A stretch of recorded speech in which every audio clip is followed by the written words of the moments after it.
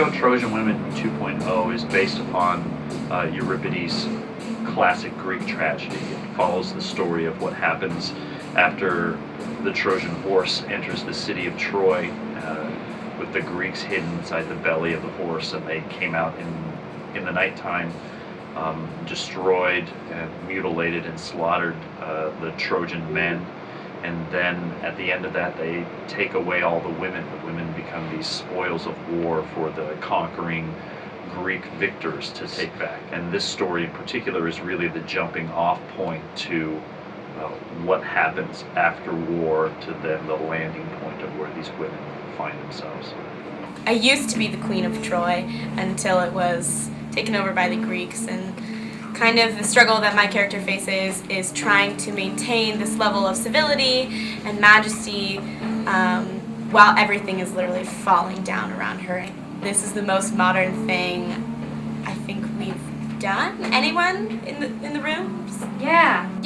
All right. Yeah. It's one of the more modern shows that we've done, and I thought it would be really cool, and it's been a blast. The idea that Josh has about how these women were treated within their societal moment, if you will.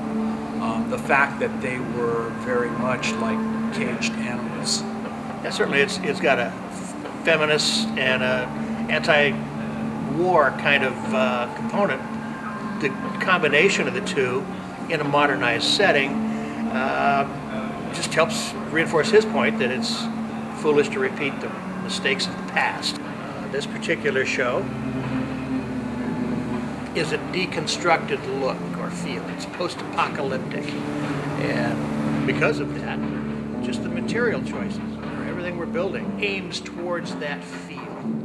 So it's an interesting combination of old and new and futuristic and post-apocalyptic and anything that you can imagine when it comes to war and the concepts that and the ideals and the feelings behind war. And it's really kind of harsh, and it really makes the audience feel kind of scared at times. Troy is kind of everywhere, and these Trojan women are kind of everyone. An affluent city in Oakland County.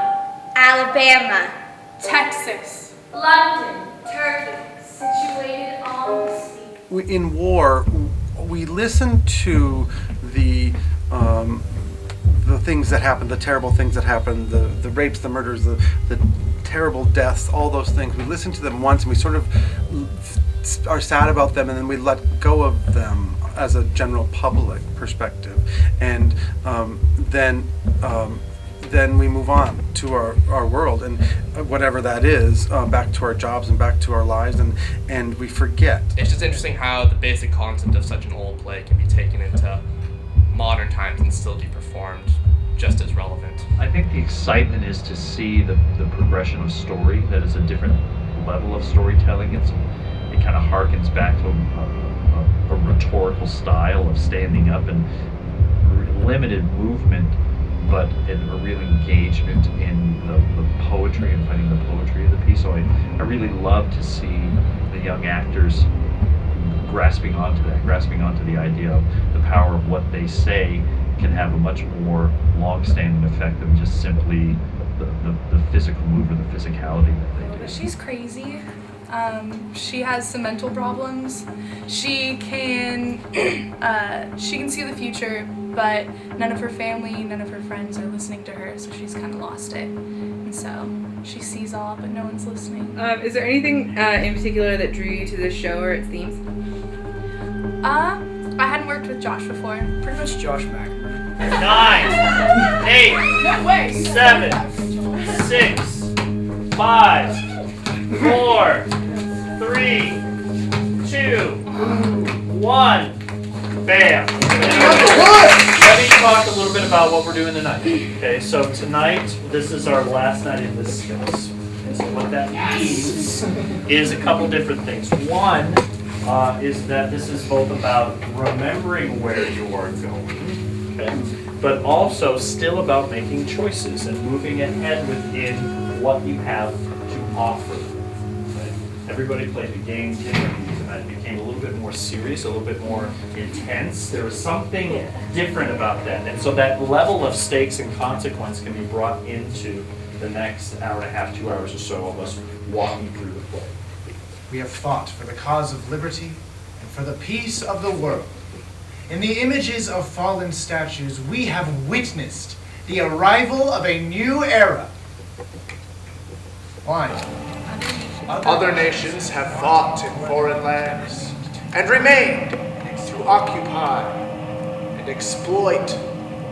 We want nothing more than to return home, and that is our direction tonight. This being the 2.0 and making it relevant to everything, war in general, taking the speeches from Iraqi wars and other wars. Like one of my first speech that I gave is actually something that President George W. Bush says about being in Iraq for so many years, for 10 or so years. And I think that's fascinating that we can still relate this ancient show into this more modern and present day kind of thing. And he's the man that started the war, all because his wife was taken from him. She is essentially this representation of image and beauty and the ideals of a woman and kind of the way that women are manipulated in society. She's responsible for the war in that she's the face that launched 1,000 ships, which means that the war was started in her name, but it was started by ignorant men who were fighting over her body or her beauty. Where future men may stand and say, there was a city here once, people lived here. We silence these stories by forgetting about these stories, and so I've tried to show that by each of the main characters will give their spiel, and then they are gagged in some way. So there's something is put over their mouth. So in other words, they're silenced, and the process is very cyclical. We have some people that are just coming into that process, some people that are waiting to go into the process, and some people that have gone through the process a while ago. And so we see these people at different stages of their lives, if you will.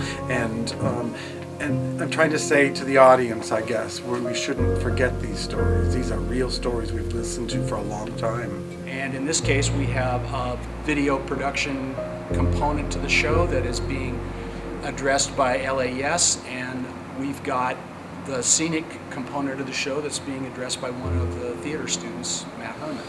I think the student designers, that's going to be the exciting part, what they're going to learn. I took this concept of war and trapping women, and I created a place that would put these stages for each woman around the space, around the audience. And from there, I also thought about how we get to this point. So after a war, there's a cleanup period where we're trying to kind of return everything back to normalcy, but since the victors aren't from there, you're trying to do the minimal amount of work possible. So it's all very temporary and just kind of push pieces of rubble into one section. And I got this kind of Hunger Games-esque post-nuclear war type space. Please stop the show! Stop! Lights! Please! Lights! Juliet, calm down! Thank you!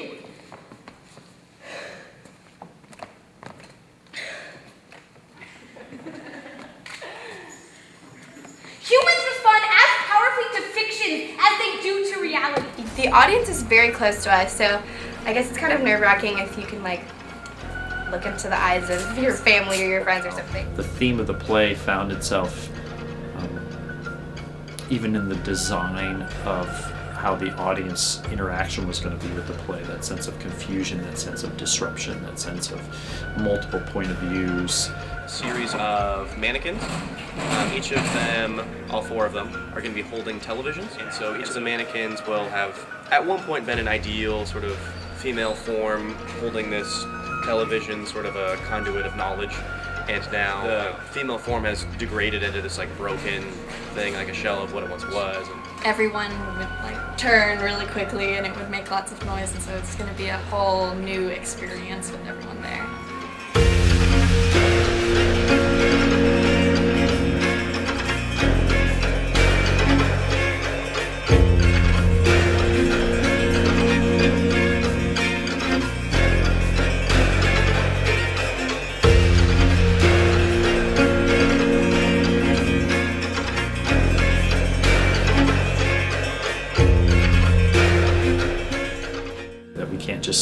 simply rest on our laurels about let's just put theater on and people will come to see it. I think we have to constantly challenge ourselves and others in terms of the issues of the day as well as what the medium itself is capable of doing.